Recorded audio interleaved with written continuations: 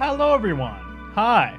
If you're watching this, it means you watched my Xenoblade Chronicles 3 video, and this is like an extended thought sort of thing, because the video was really long, and it's the longest I've ever made, and yet there was still so much stuff that I didn't really have time to include in the video, so I thought I'd experiment, and we're going to do a little podcasty thing. Thank you to GamersPrey, I think their name is, that I'm stealing their footage for the background, and there's just some relaxing Xenoblade stuff. So, put this on the background, put it on the car, on the jog or whatever. There's not going to be any editing in this. And if the video tanks, then I guess I'll never do this ever again. Or if it's something you guys like, maybe we can keep doing it. I have a big list of dot points of things I missed and things I wanted to talk about. So this is stuff I couldn't include in the script, or maybe I realized while I was editing or whatever, because the video took such a long time to make. I will be making shorter videos from now on. So yeah, things aren't really in order. It's going to be a lot more conversational and casual, blah blah blah. I might try and timestamp things. Actually, no, I won't. Whatever. The big thing I wanted to address, though, I wanted to wait a couple of days before recording it, just because I wanted to see what the comments were like. And a big thing that I got people said was that I didn't understand the ending, and that's why I was confused. And I don't want to get like defensive, but I watched the ending a couple times, and like, yeah, maybe there was like one or two lines of things that exposition I missed, but I think, and I hope I made the case enough that even if the ending did have explanations for the things that I was confused about, but the game didn't explain them particularly well. And I went back and watched, and like no one, it's not clearly said that the worlds are going to split apart. Oh, by the way, spoiler alert. It's not that the worlds are going to split apart until they do. And so, and I've talked to a lot of people, and I've watched a lot of live streams and gameplay throughs of people, and a lot of them get quite confused when Senna and Lance are like, oh, we can't train together anymore. This is crazy. So, maybe I am dumb, but also I don't think the game explained it entirely well. And that was the point I was trying to make when I made the joke about Xenoblade 2's like over the top like explanation of microbiomes and the life, the evolution. I think that's I don't know if it's a problem with 1 and 2, but I definitely think it's funny how much they over explain stuff. And that's why I found 3's lack of explanation quite baffling. So yeah, anyways, let's go into the dot points though. Number 1, I really love Senna. I didn't really say who my favorite was, but I think it's Senna, which is surprising to me because they give her nothing to do in the story, and I really didn't like how they made her the dumb exposition machine, you know? She was always the one asking questions for the sake of the audience, for us. But they kind of just made her dumb all the time. I didn't like that because it didn't feel like that at the start. And as it went on, it just kind of felt more and more like that, and I didn't like that very much. But her personality is just the best, and I've loved all the dumb memes of her. I just love Yippee, Yippee, so much. Again, by the way, I just want to remind you that these aren't in order or anything. I've just whatever. My second point is Shania. I fucking hate Shania. I didn't go into the video, but I think just a dog shit character, so bad. I just was so infuriating, and not in a good way. Okay, so I didn't do many of the side quests, and someone did complain to me about that. I've always been really bad at side quests in games, and I maybe this is controversial, but I feel like all the main points to be made about a story should be in the main quest. But maybe that's just, I know that's quite contentious. I've just always been bad at side quests. I just never do them. But from someone who only did the main quest, Shania's entire story pretty much felt like, where Gondor didn't like my gloves. I'm gonna commit genocide now. What? So stupid. When she died, that was a really tragic moment. I can't believe we did that, but also it was kind of like, oh yeah. I'm gonna come back to Shania because I know I have other dot points, but I didn't organize them again, so whatever. Yeah, I said in the video that the soundtrack to 3 is my favorite. Well, I said it might have been my favorite, but after some time, I don't think that's the case. I'd actually rank it my least favorite, I think. The cutscene music and the battle music is incredible, but the environment themes really just have not grabbed me the way 1 and 2's did. Except for the city. The city feels like it's out of Xenoblade 1 or 2. but I don't know. It feels very weak, and a lot of people have been like, "Oh no, that was intentional to be more atmospheric," but I don't know, the other games were oozing with atmosphere and I could still hum the themes, and I'm sure someone's going to say that it's because the game hasn't been out for that long, but it's been 2 months and I've been listening to the music a lot, you know? But the battle themes and the cutscene themes are incredible. But yeah, I think 1 and 2 are very, very tight neck to neck for first place, and 3's behind by far. And speaking of the music, I really don't like the title theme very much. I think it's the weakest and by a long shot. What I think disappointed me the most, and this might be a weird thing to fixate on, but Xenoblade 1 has like it starts with a piano, but then strings come in, and it becomes this orchestral, big, triumphant journey throughout the world sounding thing, right? And then 2 is a complete juxtaposition with just a sole piano, and it sounds quite melancholy and sad, and I really liked that. And I kind of wish that was just a thing for 2. I feel like having Xenoblade 3's title screen be just piano as well, it felt like it was trying to replicate 2, and you're never going to be where we used to be. You know, that's such a beautiful theme. So I really think they should have had a flute in there. That would have made the most sense. I don't understand that. Yeah. Oh, like I was talking about before, I don't really understand why important plot points are locked behind side stories, because again, it's a side story. This is just my opinion, but I feel like that should be in the main story, and there's a lot of setups for things in the main quest that don't get payoffs. Like, for example, I didn't do Tyone's side quest, so the story sets up that he's going to avenge the death of Nimue with the locket at the tree, and then you just never fucking do it. And like, pacing wise, there was a lot of dumb shit pacing wise in this game, and that I feel like would have been made better if it was for the main characters. You know, like, I would have rather done that stuff with Tyone, or do any of the other side stories instead of help out Valdi with his dumb mech, or, you know, dig up pieces of dirt for a stupid piece of metal. That was so dumb. So dumb. And it's very funny, I think, that Noah and Mio's side story it's called a side story, but it's mandatory. It's like, why not just make every character have like a mandatory side story and then just call it the main story? Because, you know, Noah and Mio's worked really well, and it fit into their arcs and stuff in their game. I don't know why. I feel like the other 4 should have had their own side story. Be mandatory is what I mean. Alright, let's keep going. The Weight of Life needed to be played more than twice. What the fuck? That's like that game's engage the enemy or counterattack, and it plays twice. What? Like, it's... I mean, I know engage the enemy almost plays too much in that game, but like, only twice? That's like the main theme of the game, pretty much. It's so silly. Who's texting me? No, who cares? Alright. Noah has 0 drip. What the fuck? He looks good in his like military uniform, like you can see on screen right now, and he looks good in his red jacket. But as you're swapping the outfits between the characters, he just looks... He has no drip. He doesn't look good in anything. It's so funny. While the other characters, like Senna, looks good in every fucking outfit. Senna with Lance's jacket. Oh, I love her so much. So good. One thing that confused me quite a lot is the game is British, obviously. It's recorded in London. But the text had American spellings. For example, I spotted... they said favorite with a U. Sorry, they said favorite without a U. So Favorite instead of Favourite. Or they said color with no U. So Color instead of Colour. That just threw me off. What the fuck? How can they be British and not say the U? In the city, there's a room of 6 statues, and 2 of them people think are Rex and Shulk. There is one that looks exactly like Shulk. He's got the short hair, he's got the vest, he's got his fucking goggles. And I'm seeing these wet nerds on Reddit and, I don't know, Twitter being like, actually, the one to the left that looks nothing like Shulk is Shulk. I'm probably going to get proved wrong because I'm not a lore expert, but there's one that looks exactly like Shulk. It's like, what are you talking about? What? What are you talking about? And then and his description says that he was like a wet nerd who set up the mechanical infrastructure for the city. That's my boy. He is a nerd. He loves tinkering around with bolts and stuff.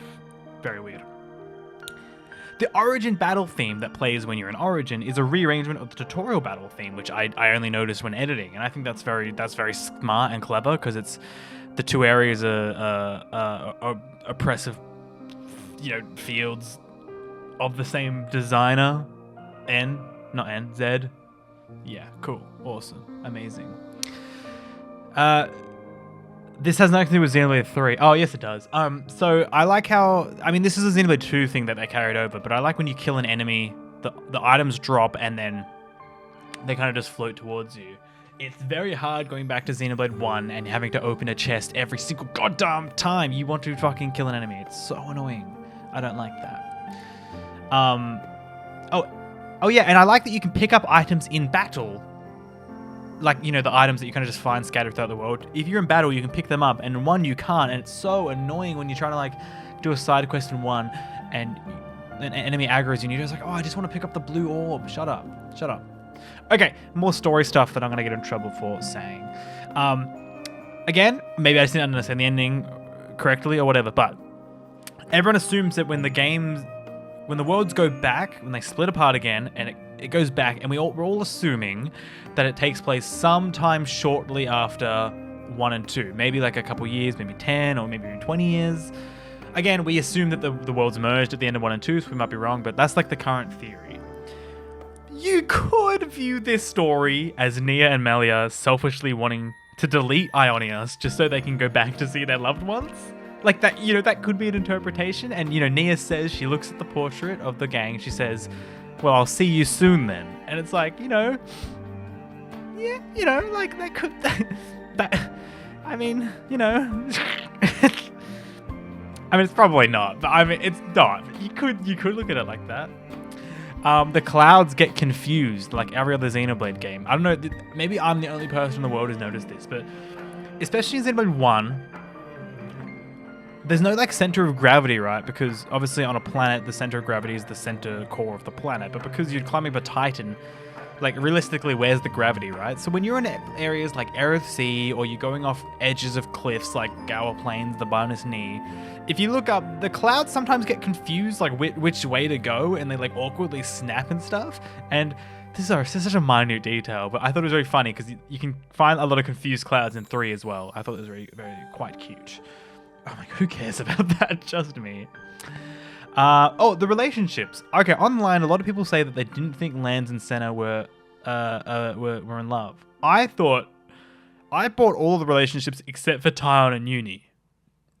It very much felt like Uni was, towards the end, was flirting with him, but he was just too much of a nerd to know or care. But like, totally, Noah and Mio, of course, they kissed. And Lance and Senna, like, it wasn't romantic, but there was definitely feelings there. Are you kidding me? They're all over each other. Maybe, I don't know. Maybe I'm bad at reading this. I thought it was so funny that Ethel sets up where Origin is at the start of the game, being like, nothing can pierce through those clouds. Every ship will die, blah, blah, blah. Unless it's just a different ship built by like a random Nopon with a mustache. That was so goofy. Chapter 7, man, what happened? There was something had to have happened development-wise, because Chapter 7 gameplay and story-wise feels awful. Like you're digging for the pieces of metal, and you get that arbitrary explanation of the worlds merging, and then Origin is so long and tedious. What happened with Chapter 7? I really, really liked having all 6 on the field like the whole time, because in 1 and 2, less so in 2. No, 1 and 2. You have 3 people, I mean, technically more in 2, but like 3 main party members. And then you'd get into a cutscene and the rest of the gang would show up and you'd be like, Ricky? Sharla? You're here too? Like, I forgot. Like, it's just me, Shulk, Dumban, and Ryan. Like, I forgot Fiora was here. Like, what the fuck? You know what I mean? So I liked in 6, it actually feels like the whole gang's going on an adventure. And I almost wish they would go back to 1 and 2 and like add that in, but it would break all the balance and blah, blah, blah, whatever. I complained about the boss's health taking a very, very long time, and I agree with that still. But like, I didn't record my gameplay footage because all my footage corrupted because Elgato was a piece of shit. And it's good when it works, but yeah. Anyways, when I was fighting console, It's Yorin and the dickhead right after they kill Nia and then the fake death with Nia. That boss fight took me so long that the game like went through an entire day-night cycle. What the fuck? Oh, by the way, a lot of people said I was supposed to be doing smash damage, which, you know, to be fair, I didn't actually do smash a lot. I didn't really have that one set up. But it's weird that... What's the point of bursting?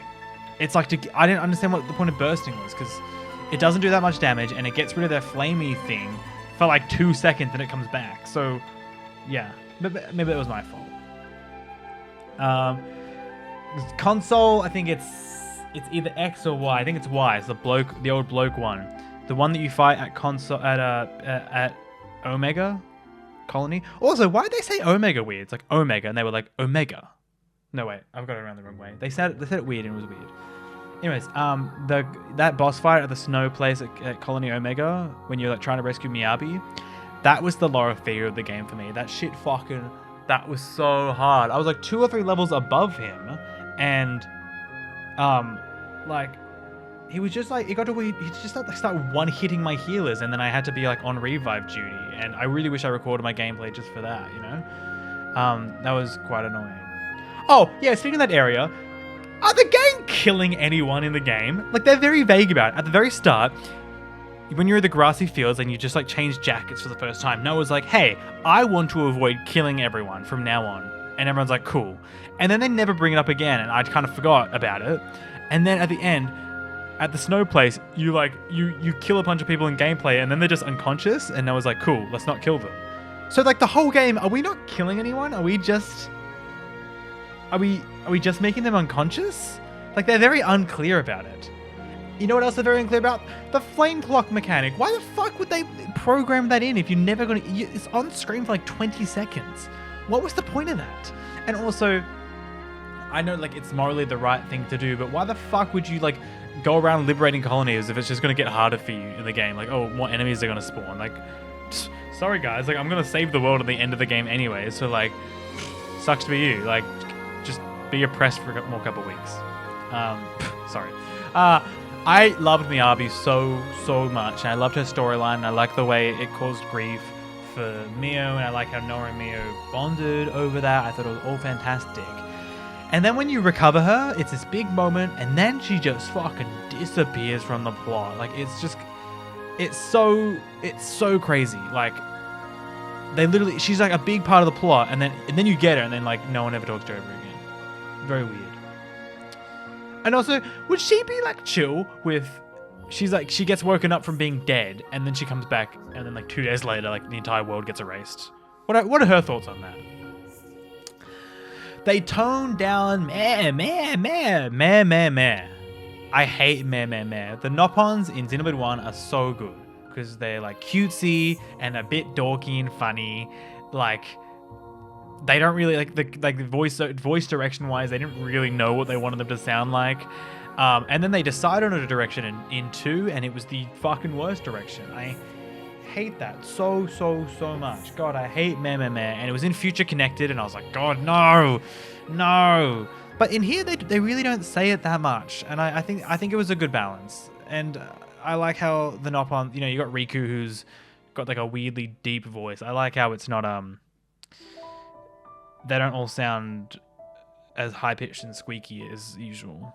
Again, I think it was fine in 1, and then I don't know what they were trying to do in 2, but it didn't work. Chain attacks, right? You know when you are doing a special move, like an Ouroboros form order thing, and they're doing the fancy animation, and then it like does the bit where like the characters' heads turn and they get the sparkle in the eye? It doesn't have a sound effect, and I really feel like it should. It feels quite empty. Weird. I should have said this before. Maybe I should have organized my notes, but get over it. I found it really funny how like Senna, when Miyabi died, Senna, not that sad. Wasn't that sad about it, actually. She's like, oh, fine. Mio was like, no! Senna's like, oh, yo, you win some, you lose some. This line, I'm going to edit it in. Everyone, lend Ouroboros your power. All is for the future connected. God, this made me want to roll my eyes out the back of my head. Fuck, I hate Future Connected. This shit's so bad. Why would that's such an awful line? Why would they put that in? That's so bad. What does it even mean? All this for the future connected? What the fuck does that mean? Stupid. That's such a dumb line. I think the writing's pretty good in the game, but that is terrible. I like at the start of the game how Riku is never introduced. Like, he's just there for like 4 cutscenes, and then out of nowhere he's like, Heropon is here too. And you're like, what the fuck? Who was that? What the fuck? Oh, this is a weird point. The entire explorable world is supposed to be all of Ionius, right? Or am I missing, like, is there like other countries and stuff? I think they imply that's all of Ionius, and it feels the smallest of the 3 games because you can explore the entire map. The only bit I can think of is in like the ocean, you can like see another ocean that looks endless. But, you know, like in Xenoblade 1, like, you know, technically like map size, it is smaller than 3. There's a bunch of areas on the Bionis and Mechonis you don't explore that you feel like would be areas. Like, you don't explore the other leg, you don't explore the 2 shoulders, I'm sure, like the neck and stuff, blah blah blah, you know. And in 2 feels the biggest because it's separate countries, and even if the countries themselves aren't that big, they're separated by like giant, it's like the Cloud Sea, and it goes for ages and ages, and like you have to take a boat to get to different countries, and that makes the world feel really large. So the fact that like Ionius, everything you see you can explore, it kind of makes the world feel really small. Do you know what I mean? Does that make sense? Probably not. I love the automated lip sync so much, but I do think there are a lot of times in the game when like the facial expressions don't match the voice lines because it's all automated, and I don't really feel like that was a problem in 1 and 2. I'm gonna drink some water. Give me a second.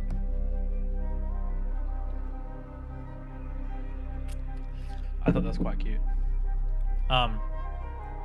I really liked when everyone's getting their new clothes, when the six guys, they're all getting their new clothes, and the girls get changed and the boys get flustered at the girls.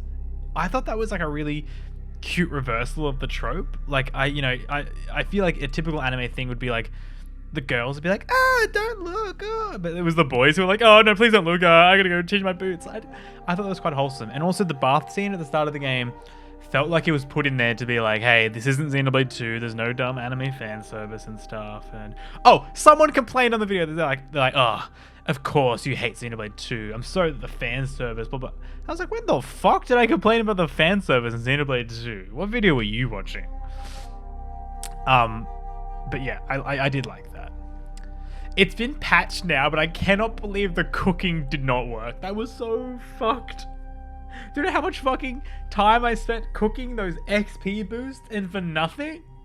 What the fuck? Alright, we're going back to Shania.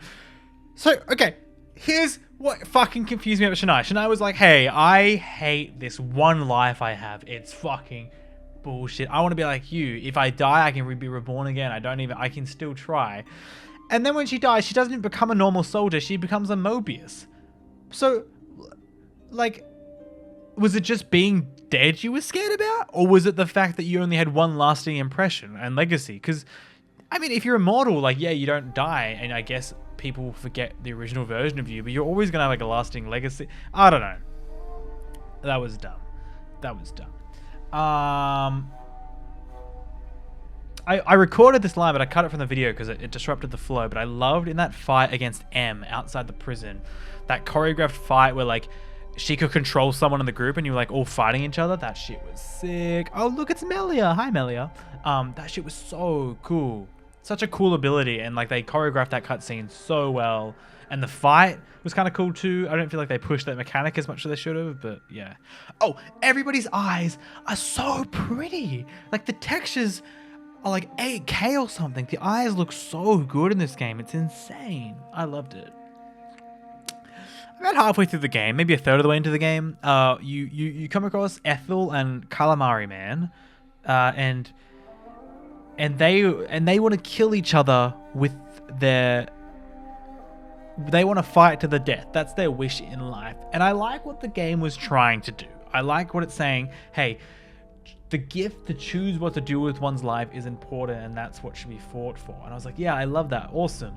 I feel like it would have been more impactful if the wish was not to kill themselves. I don't know. I just feel like they kind of missed the mark on that. Like, I get what they were trying to do, but I just did think it was a little dumb. Oh, you know what's fucking dumb? Why the fuck did they make the black hole cannon thing? Again, I'm probably some side quest that's going to tell me, but like, what?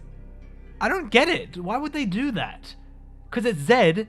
Zed and the Mobius bitches are making a cannon to shoot people, but they need those people to kill each other for the motes. So, like, what's the point? Was it just for the humans? Because I guess they use it on the humans later. That must be it, right? Because I was thinking, why the fuck would they want to like kill a fucking? Why would they want to kill their soldiers? They need them for the energy to make them immortal. Anyways, whatever. I like the shrimp to child timeline. Like all the tanks have little shrimps in them, and then like some bubbles pop up, and then they're 10 years old. Huh? I think I made this point, but I want to specify a bit more. The world of this game was not explained very well, and I feel like I can say that because I asked a couple people about similar questions I had, and they were equally as confused. And like, even stuff like, you know, people die after 10 years, even because when you get introduced to the concept, we're seeing it literally right now. When we're getting introduced to this concept of you're 10 years, you turn 20, and then you get sent off by the queen. So I thought, and all my friends assumed, that you had to be sent off by the queen. Like, that's how it worked. Like, you hit 20, the queen kills you off by sending you off. The game doesn't really ever specify, or clearly enough, I don't think, that you just die anyways. So there was a lot of times where the characters were like, oh, well, like, we can still go to your homecoming. And me was like, oh, I don't want to die. And then I was like, well, just don't go to the homecoming then. Eventually it does become clear, but like, it didn't really make much sense. Same with the flame clock mechanic. Like, I don't feel like they explained it entirely well. I was a bit confused about it, in the sense that everyone needs the flame clock to live, and then you just blow one up, and then it's like, oh, we don't need it anymore. I guess we'll just chill out and do nothing now. And it's like, what? Huh? Again, there's just so much that doesn't really make sense, which is frustrating. And it's bizarre because 1 and 2, I feel like, make too much sense. You know, they explain it too much, which I said in the video. Like, you know, I know I suck one's dick a bit, but it is very, very good. And you know, it is quite a bit of a confusing setup. It's like, suddenly you're starting, it's like, oh, okay, so there's 2 giant titans, and they're in a big battle, and then now they're dormant, and everyone lives on that. And also now it's a man versus machine war, and also this vision can only cut through them, and also it gives you like so the sword can only cut through them, and also it gives you visions of the future. And it's like, whoa, but it explains it very, very well. And then like explanations for how the Monado works, like Albus explaining how it's just ether and predicts how much ether will be in the future. Like, it all makes sense. This, I don't feel like made that much sense. But anyways, let's move on. I like the Skype calls in the game, and I really did think it was cute how the screen that Neo used to talk to Melia, the actual screen looked very steampunky and very Xenoblade 2 tech inspired, while Melia's screen very much looked like a high-end tier sort of technology thing. But why are the actual Skype calls so low quality? Like, damn, you got any more pixels in the light? Jesus Christ. I loved at the end, right? I loved when you're in the portal. No, you're killing Zed, and you're in that really like gorgeous tunnel of light thing, right?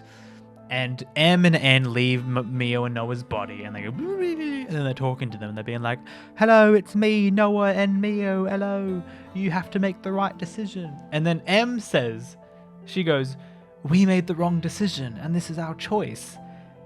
We? Are you French? What do you mean? It wasn't a group decision. You died, and then N brought you back to life and was like, hey, you have to be evil now. What do you mean you both made the wrong decision? That was silly. I thought that was silly. Oh well. And you know, I liked at the start of the game that it didn't feel like Noah was the leader of the group. It felt like the 6 of them were all had the lead agency and were the ones moving through as an ensemble. And then, you know, after the big chapter 6 stuff, that goes away and it very quickly becomes Noah's the de facto leader. Like a little bit Mio, but it just becomes, everyone just goes to Noah. And I'm like, I don't know. I liked when it was the 6 of them making a decision. Do you know what I mean? I don't know.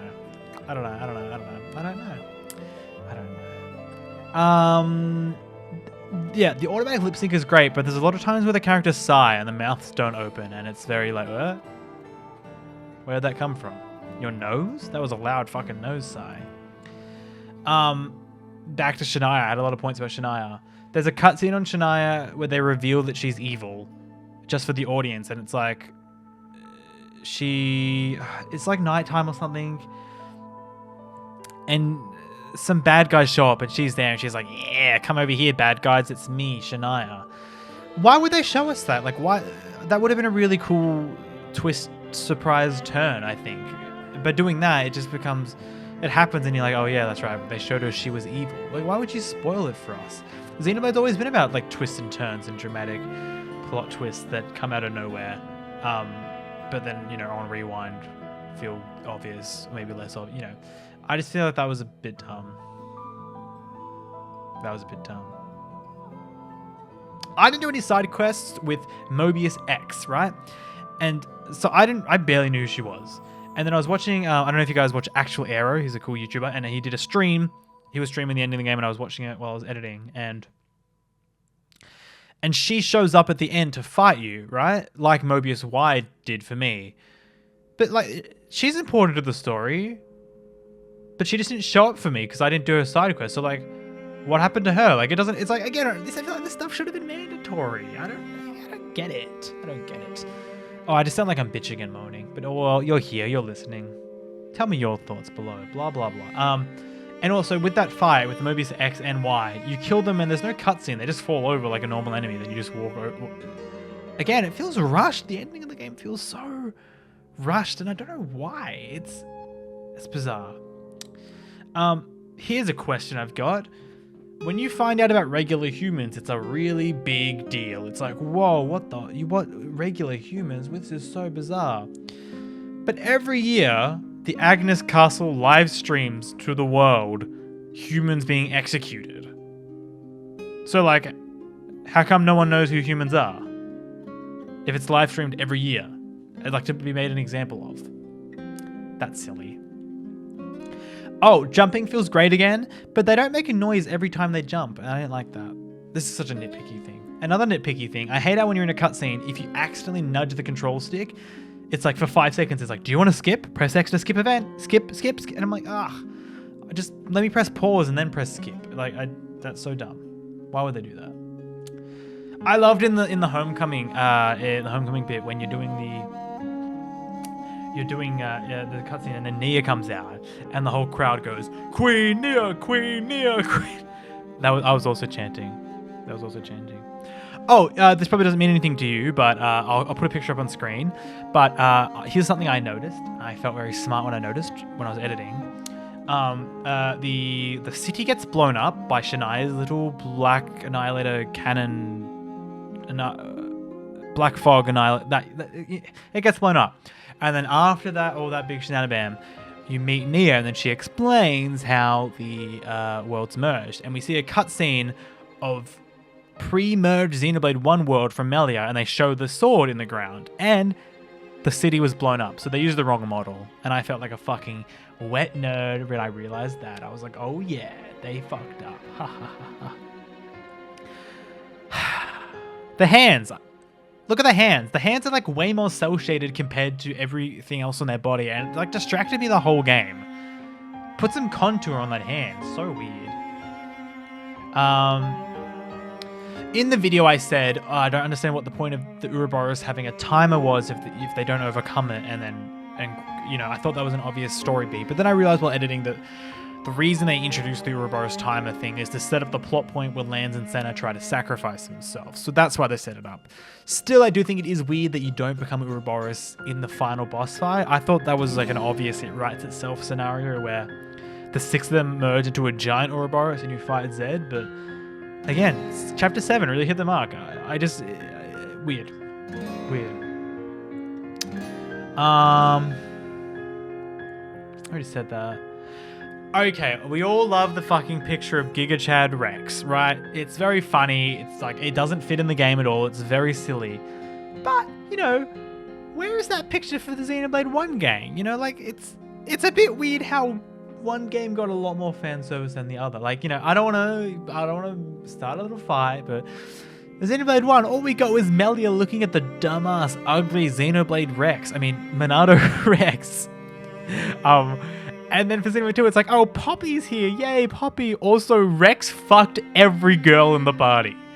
So bizarre. I would have liked to see a picture of, I would have equally liked to see a picture of, like, Melia and the gang being happy. I would have liked to see Melia being happy. That would have been nice. I don't necessarily need to see Rex, Shulk and Fiora having kids, but, you know, like, imagine if they showed, like, a similar picture, but, like, Shulk and Melia and Fiora. Like, it's the same thing, but, like, God, that'd be awful. Also, this is maybe cringy, but I really unironically wanted Noah's sword to be called the Xenoblade. I thought they were going to do it. I thought it was going to be the name drop. He's like, this is the Xenoblade. Chronicles. Okay, I lied a little bit in the video when I was talking about the combat. I said, hey, I didn't have to look up a guide on how to play Xenoblade 1 and 2. Which is true. I played Xenoblade 1 like 3 times without looking up how to play it. And Xenoblade 2, I didn't look it up, but I was streaming it and people gave me tips and pointers a lot, but I didn't look up how to do anything. Unless I got stuck on like, how do you get this field check? But I did look up on my last playthrough of Xenoblade 1, I looked up all the guides by, you know, who and I was like, oh, you know, actually this is how you play the game. Wow, I'm not terrible anymore. So I just wanted to be honest. No, but I didn't really but I think that still stands. I didn't have to look it up my first time. The point I was trying to make is I didn't have to, in 1 and 2, without looking up things, I felt like I figured out enough to be able to get through the game. I wasn't like achieving max damage combos and potential and stuff, but you know what I mean? Sigh. Big sigh.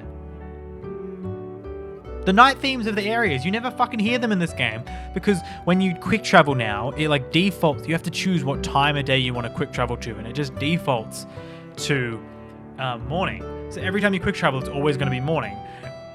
I feel like I never heard the night areas of the night themes of areas in this game, and it's such a shame because they're usually really beautiful. So dumb. I feel like that's a feature that should have been turned off, and then you could have turned it on and it remembered like what your favorite was. But anyways, guys, that's going to be the end of this little quick podcasty thingy. I hope anyone watched it. Some people might be dying from Xenoblade stuff. Some people probably aren't going to be. They're probably going to be like, where's the new video? I've got 3 videos in the works right now. I have October's going to be quite a busy month with my commission work. But after that, there's 3 videos I want to do by the end of the year. I think they're going to be good. 2 are on video games and 1's on a cartoon. If you follow me on Twitter, which you can at @RealSnugBoy, you'll know what the cartoon is. And the 2 games, who knows? Let's just say if you're a fan of games that rhyme with Shinal Fantasy and Shapora's Pask, that's so dumb. Anyways, goodbye guys, have a snug day, whatever. Hope you have a good one. Goodbye. Bye.